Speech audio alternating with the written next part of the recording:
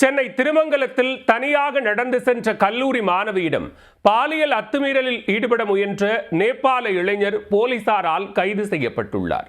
பெண்ணின் வாயை பொத்தி ஆக்ரோஷமாக நடந்து கொண்ட சம்பவத்தின் கொடூர பின்னணி என்ன?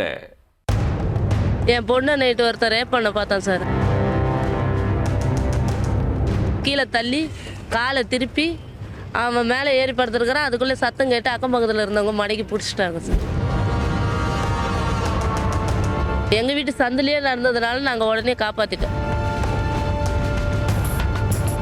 சென்னை திருமங்கலத்தைச் சேர்ந்த இளம்பெண் ஒருவர் கல்லூரியில் படித்துக் கொண்டே பகுதி நேர வேலை பார்த்து வருகிறார். சம்பவத்தன்று வேலை முடிந்து இரவு 11 மணி அளவில் வாட்டர் டேங்க் பிரதான சாலையில் நடந்து வந்து கொண்டிருந்தார். அப்போது வடமாநில இளைஞர் ஒருவர் தன்னை பின்தொடர்ந்து வருவதை அவர் உணர்ந்துள்ளார்.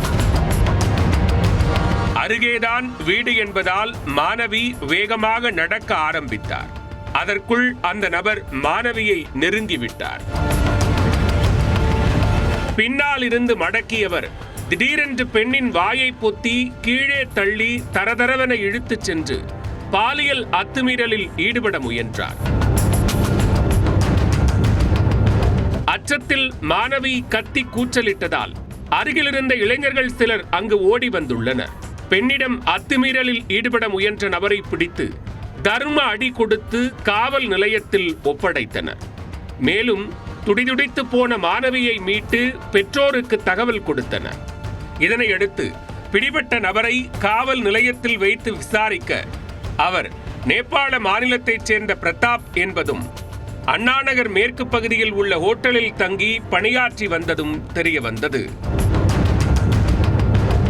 மாணவியின் குடும்பத்தினர் அளித்த புகாரின் பேரில் போலீசார் தொடர் விசாரணை மேற்கொண்டு வருகின்றனர். பொண்ணுக்கு பாதிக்கப்பட்டிருக்குது, பாலியல் சீண்டல் நடந்திருக்குது.